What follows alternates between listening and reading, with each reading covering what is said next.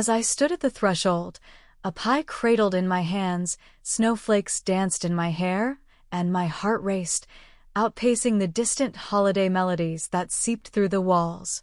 Within those walls resided the home I contributed to, the family I continuously uplifted, the individuals for whom I gave up everything.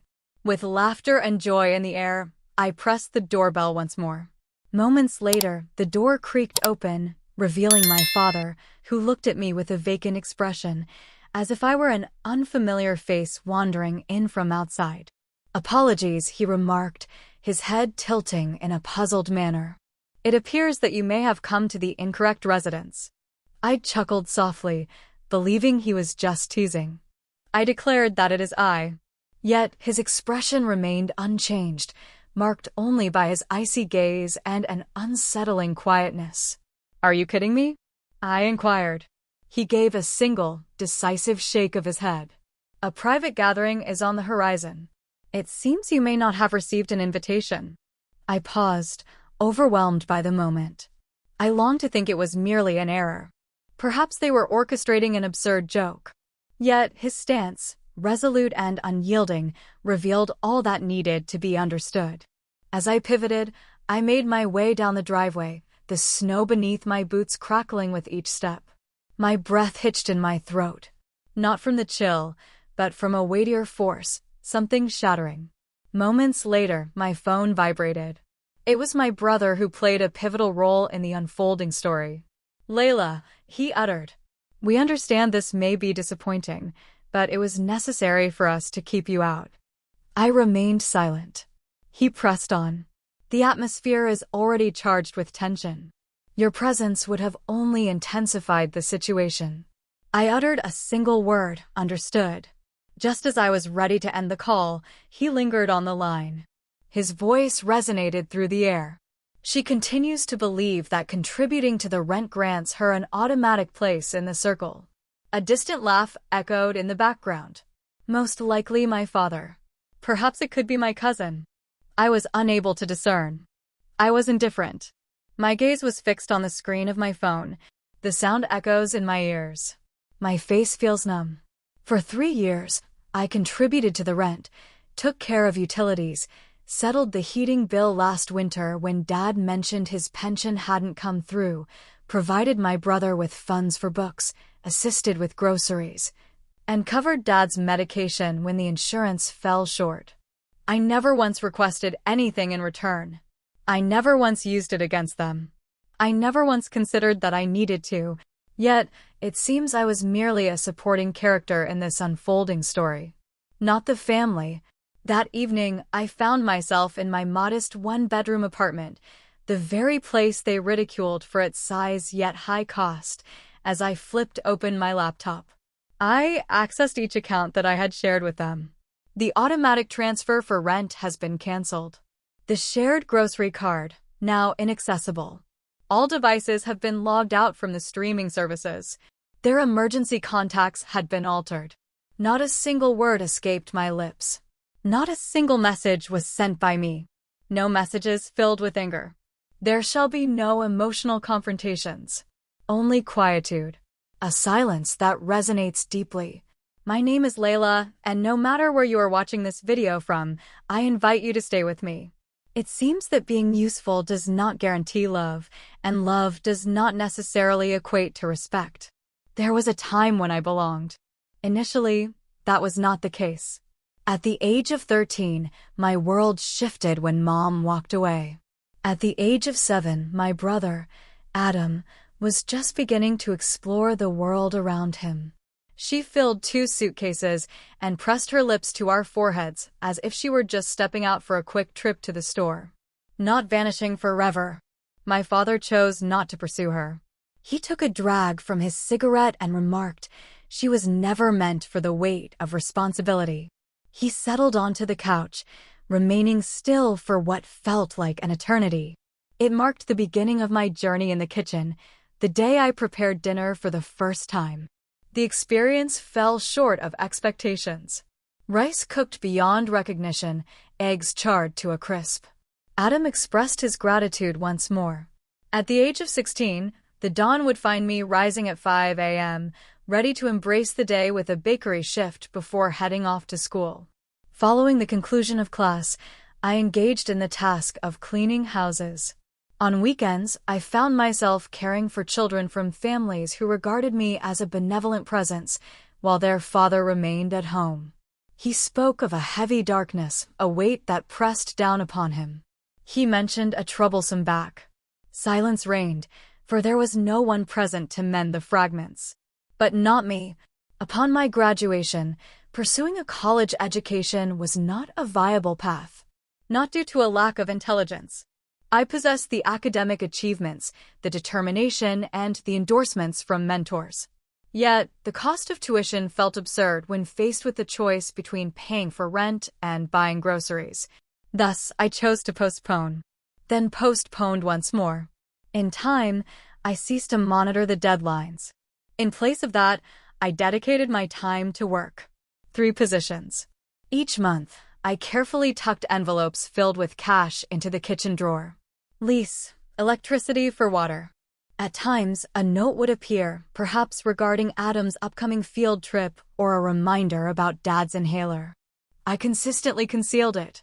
Silently, I observed Adam's journey through childhood, his feet clad in pristine sneakers, a tablet always at his fingertips, and school lunches carefully curated from the premium section of the store. I observed my father remain motionless, engrossed in the television, changing channels as if he were changing duties. Gratitude was never expressed. Yet, my intentions were not driven by that. I simply yearned to hold significance. I yearned for recognition. The unfortunate reality is, I had no desire for accolades. All I desired were gifts.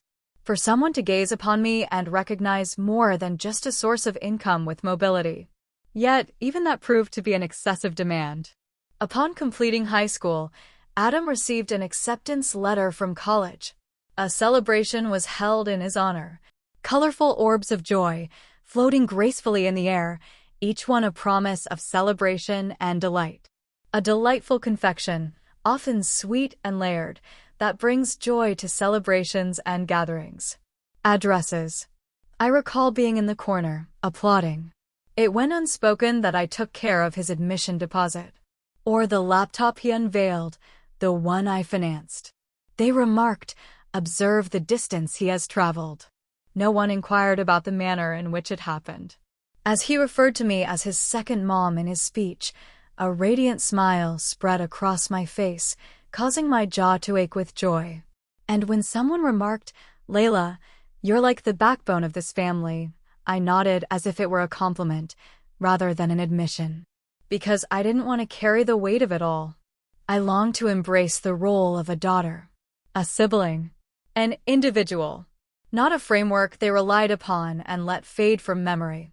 Yet, I continued to offer. Each Christmas, I found myself purchasing more gifts than my budget allowed. On each birthday, I took to the kitchen to create something special.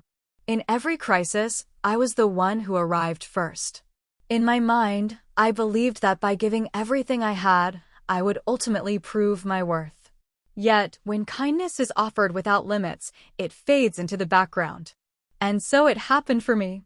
They overlooked me not out of disdain. They overlooked my presence, believing I would always remain. The unfolding of events was gradual, not sudden. It could have been simpler to assign a name to that. Yet, the sting of cruelty often arrives without a loud crash. At times, it unfolds gradually. The tale began with the group chat. The one marked, Fam Red Heart. Once upon a time, my days were filled with a flurry of messages, each one a delightful surprise, often featuring random memes from Adam. Father's hazy snapshots of our meals, shared cheerful morning greetings from far-off relatives. Then the messages ceased. Or perhaps my notifications ceased to arrive. One night, I found myself opening the chat, driven by a sense of curiosity. A scheme was unfolding in the shadows. A gathering for a barbecue at Aunt Maya's place. I continued to scroll. For 2 weeks, the conversation had lingered in the air, weaving through their thoughts and interactions. sharing rides, crafting meal plans, and exchanging playful banter about potato salad. I embarked on a quest to uncover the presence of my name. Silence reigns. I conveyed a straightforward message. At what hour should I arrive? Silence echoed back. With the dawn of a new day, the name of the chat had transformed. At this moment, it simply stated, Sunday Crew.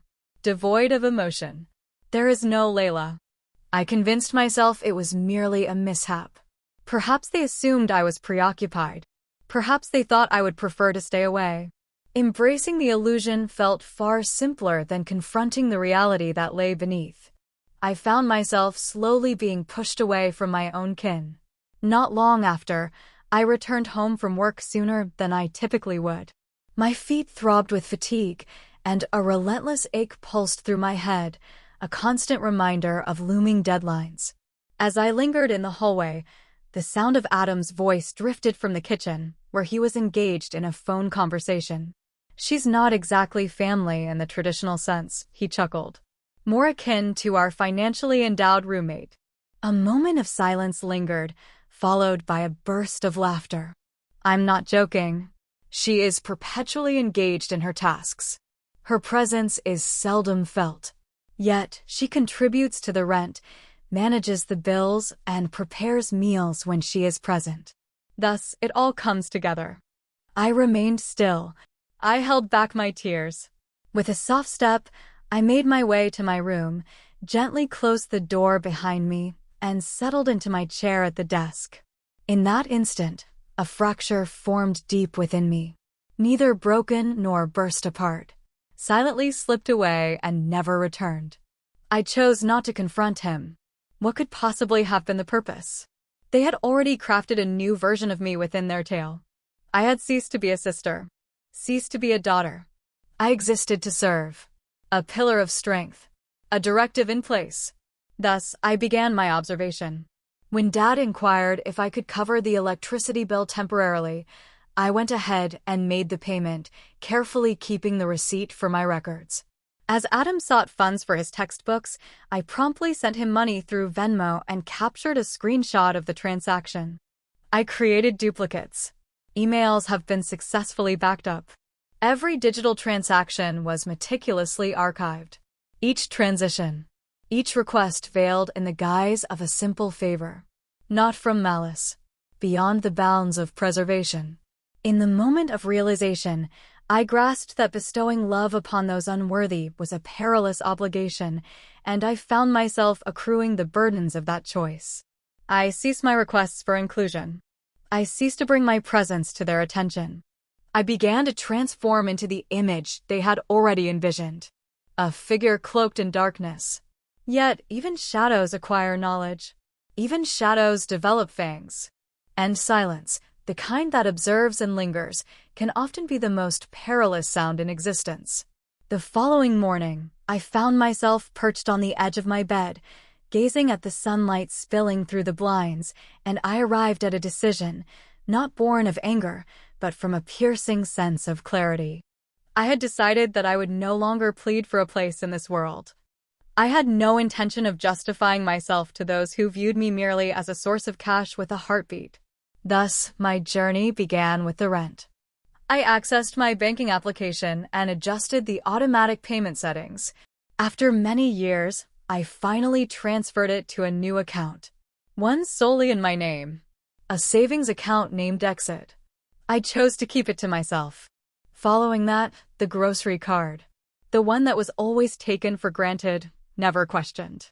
Engaging in the ritual of swiping for snacks to go, indulging in shopping sprees cloaked in the guise of necessities. I encased it in ice. The old card has been canceled. I have requested a new one, digital only. Sent to my email inbox. No tangible addition. Cease all borrowing. Then arrived the utilities. I reached out to each company that I had been financially supporting under my name. Power, fuel, connectivity. Responsibilities were subtly shifted, or accounts were entirely closed. I ensured that no outstanding bills would trail behind me. Everything is tightly woven. Nothing remains. In that moment, I committed to a new chapter by signing a lease. A quaint studio nestled on the far side of town. Warm and inviting. Silence. Not extravagant, yet undeniably my own. 2 days after I submitted my application, the landlord handed me the keys. A pristine history. He remarked on the excellent credit. I wish there were more tenants who shared your qualities. Humorous. Within the walls of my home, I felt like a weight to those around me. In this moment, I proved my dependability. Under the cover of darkness, I gathered my belongings, one item at a time. Documents sealed and tucked away. The laptop I had purchased with my own hard-earned bonus. I walked away from the belongings they bestowed upon me. Not driven by malice, but by conviction. If they could only recognize my value through possessions, then they are welcome to the leftovers. On the day I left, it seemed as though no one was aware. Father remained in a deep slumber. Adam embarked on his journey to the gym. I chose not to leave a note. Only stillness. On that very day, I created a file, both digital and in hard copy, marked as proof. Each financial exchange, each transaction, each invoice, each snapshot captures their words, their possessions. It wasn't in my intentions to pursue legal action. I had no intention of saying a word. Yet, I yearned to claim my own tale.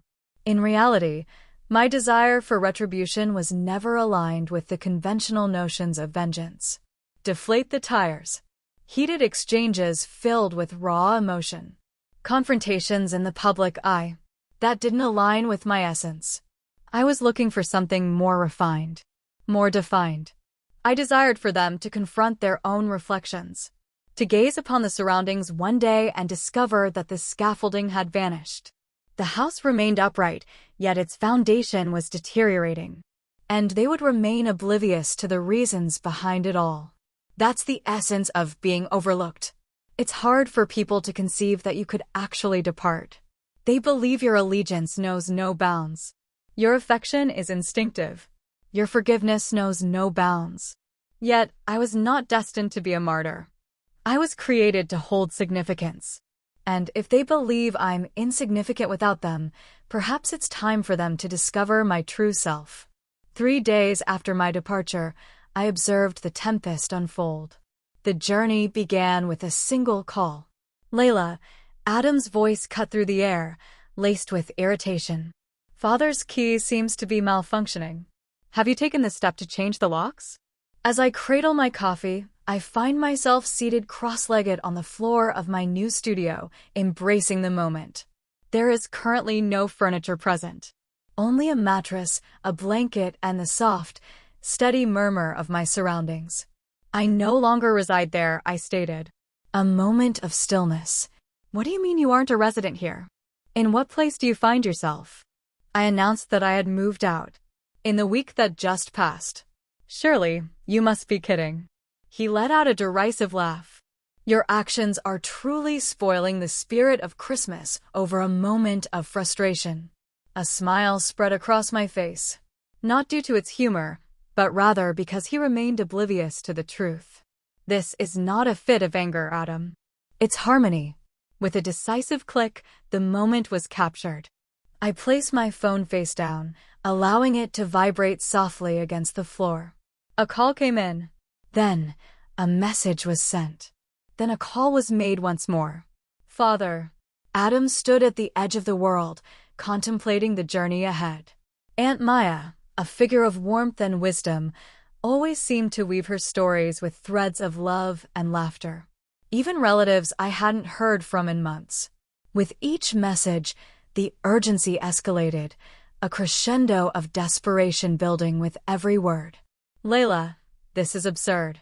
We really need to talk about the rent. Your actions reflect a lack of consideration for others. Father's wrath is palpable. We kindly request access to the electric bill. The time has come. I chose to remain silent. Instead, I accessed the power company's portal, examined the account that was now closed under my name, and observed the pending balance rise steadily. As the clock struck midnight, I found myself staring at my phone, which displayed a staggering 27 missed calls. As dawn broke, it became clear that my return was unwelcome. They sought only what I offered. A voicemail from Dad arrived. His voice carried a tension, a strained composure that struggled to mask the underlying urgency. Your current approach is puzzling, and it's time to embrace maturity. Family stands by one another, unwavering and steadfast. A chuckle nearly escaped me at that moment. Forsake? Where was that worry when I stood on the porch, pie in hand, and he told me I had the wrong house? In that moment, I found myself woven back into the fabric of family once more. With a deliberate motion, I switch off my phone. Allow them to cry out into the emptiness. A quiet weight lingers within you after you've spent so much time in the role of the giver. A silence so profound it envelopes like a shield. And in that moment of silence, when your voice fades away, when your explanations cease, when your pleas for attention dissolve, they find themselves in a state of unease. For in the stillness, one can sense the change of authority. A wall stands resolute, impervious to debate. A ghost cannot be manipulated by them. And that instilled a deeper fear in them than any battle ever might. That day unfolded gently as I folded laundry in tranquility, strolled to the corner store, and picked up a candle simply for the pleasure of its fragrance. Little details. Commonplace occurrences. Yet, they sense my presence. I refrained from sharing anything on the internet. No hidden meanings. No retorts. Only quietude. For the ultimate retribution, it wasn't about showing them they were mistaken. It revealed to them that they had never truly understood my essence from the start. A wallet came into view. I transformed into a barrier. The calls continued to pour in. In a mere span of 13 days, the fabric of everything began to unravel. It began with the force. Aunt Maya reached out to me, not to inquire about my well-being or to see how I was doing, but because Dad had contacted her in a state of distress. The lights just went out, she remarked. Your father mentions that there seems to be an issue with the account. I chose not to elaborate. I merely stated that I am no longer associated with the account. They must reach out to the company. With a decisive click. Then arrived the landlord. An email arrived in my inbox. Hello, Layla. This month's rent has yet to arrive. Is everything okay? A smile spread across my face. He continued to believe that I resided there. I responded. I am sending along the signed lease termination letter and the receipt for the final payment. Clear and polished. Kindly ensure that all forthcoming communications are directed to Mr. Farouk and Adam Khan. I have moved on from being a tenant. After the passage of an hour, he reached out to them. I was told by an acquaintance of an acquaintance that Dad had a sudden change in demeanor. Claimed I had caught him off guard. Claimed I was behaving inappropriately. Yet it was not merely a display. It marked the inaugural moment I descended from their stage. The fissures widened. Adam's tuition payment encountered an issue and was not processed successfully. The grocery card ceased to function. The pharmacy declined to refill Dad's medication. As they attempted to connect to the Wi-Fi, a sudden realization struck them. The account had been closed. One by one, the threads I had been silently grasping began to come undone. I was absent when it unfolded before my eyes. I found myself in a position where it wasn't necessary for me to be there. Their silence resonated with an undeniable intensity. Now mine thundered. During that weekend, a gathering of family unfolded. Images began to flow onto social media. Stances, dishware, artificial grins. Yet, in each comment section, the question lingered, where's Layla? Was the photo taken by her? Is there no label for Layla?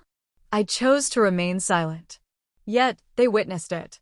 The inquiries, the void, the ebb and flow of focus. On a Monday morning, the phone rang and it was Adam on the other end. Once more. This time, his voice lacked the edge of anger. His voice carried a sense of diminutiveness. Layla, he murmured, his voice barely above a whisper. It's time for a conversation. I allowed him to speak. He stumbled over his words, lost in a haze of uncertainty. Claimed that matters had been exaggerated. The father was simply overwhelmed with stress. And you understand his nature. And then came the twist. There was no need for you to go. Welcome to a place that belongs to you as well. I halted, allowing the burden of the falsehood to rest in his own throat. Then I remarked, "You mentioned to someone that I wasn't truly part of the family. Merely a housemate with financial resources. Do you recall?" He remained quiet, lost in thought. "You claimed I was an outsider," I replied gently. Thus, I brought it to fruition. With a decisive click. There shall be no shouting. Calm and straightforward. Merely a period. They believed I would forever remain by their side. Perpetually generous. Forever steadfast.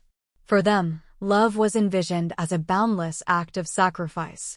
Yet, I had discovered a truth that was never part of my lessons.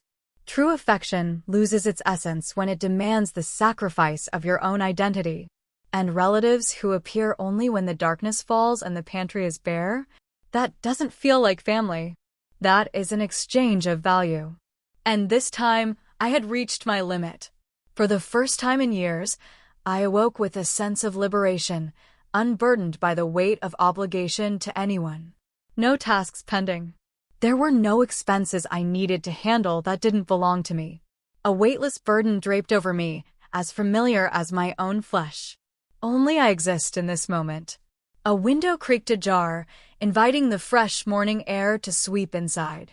The distant hum of a bustling city unfolds beyond the walls, without seeking a part of me. In that moment, the realization washed over me. I was finally free. I embarked on a journey into therapy. Not due to my brokenness, but rather from the exhaustion of feigning that I was unscathed. My therapist, Marisol, never inquired, "Why didn't you depart earlier?" She simply remarked, "It requires time to grasp what we are worthy of." And for the first time, tears flowed from my eyes, yet I felt a profound strength within. The situation at work improved as well. I had finally shed the burdens that had once held me down. In that moment, I found myself enveloped in a realm of contemplation. To craft. I ceased my involvement in all volunteer activities. Ceased to agree merely for the sake of acceptance. And wouldn't you believe it, they held me in higher regard because of it. After 3 months had passed, my manager extended an offer for a promotion. He instructed to take charge of this project. Your unwavering presence is exactly what we require. Unwavering. Not confined. Not facing challenges. Simply calm. The sensation was pleasurable. I discovered companions along the way as well. Genuine individuals. Individuals who reached out not only in times of need, but also to connect and share moments. Individuals who inquired about my well-being and genuinely paused to hear my response. In a vibrant yoga class, there was a woman named Cam, a devoted single mom navigating her journey. She once remarked, "You possess the energy of one who understands the true value of silence." A smile graced my lips simply because it did. And she was among the very first to step into my new home. It belonged to me. Completely my own. A cozy one-bedroom apartment on the 2nd floor, featuring a charming slanted ceiling and the nostalgic sound of creaky floorboards beneath your feet. Yet it boasted plants on the sill, a warm glow in the evening, and a door that swung open solely for those I selected. The walls were adorned in a gentle shade of green. Acquired pre-loved furniture that still carried the essence of someone else's past. Yet, I crafted a sanctuary. For the first time, home embraced authenticity rather than a facade. It resonated with a sense of connection. On a particular night, I put pen to paper and crafted something. A brief entry. In a household where affection was the primary medium of exchange, the dynamics of relationships took on a unique form. Each gesture of kindness, every word of encouragement, served as a transaction that enriched the bonds between family members. Laughter echoed through the halls, a currency of joy that was freely given and generously received. Moments of tenderness were treasured, creating a tapestry of memories woven with care and compassion. In this environment, love was not merely an emotion, but a vital resource that shaped identities and nurtured dreams, fostering a sense of belonging that transcended the ordinary. I named it the price of strength. I pressed the publish button. I found myself caught off guard with no expectations in mind. Yet, in just a matter of days, the post began to circulate widely. A multitude of women shared their thoughts. They recounted their personal experiences. It seemed as if solitude enveloped me, one reflected. Once more, you articulated what I struggled to express verbally. Thus, I continued to weave my words onto the page. Week after week, I wove tales, musings, subtle revelations. I named the blog The Silent Shift. The motivation was not rooted in vengeance. The story revolved around the theme of reclamation, on the importance of distancing oneself from those who deplete your energy, and how this choice is not an act of betrayal. It's a fight for existence. I ceased to express regret for simply existing in my own way, for desiring tranquility over achievement, in the pursuit of self-discovery and personal empowerment. With every click of the publish button, a sense of creation washed over me, as if I were piecing together a grand tapestry. This isn't solely for my benefit. Yet, for each girl who has ever found herself on a threshold, cradling a pie, anticipating the moment of entry. Now I create my own baked goods.